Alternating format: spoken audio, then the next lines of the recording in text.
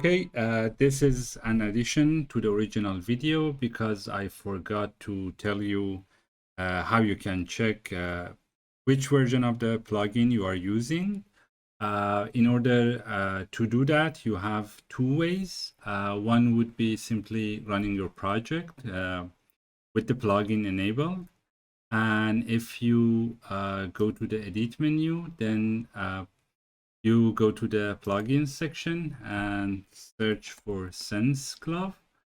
Here you can see the version we are using at the moment, because sometimes it's even possible that you have the plugin installed inside your engine directory through a pick launcher, and also you have one that you've grabbed from basically Microsoft Azure.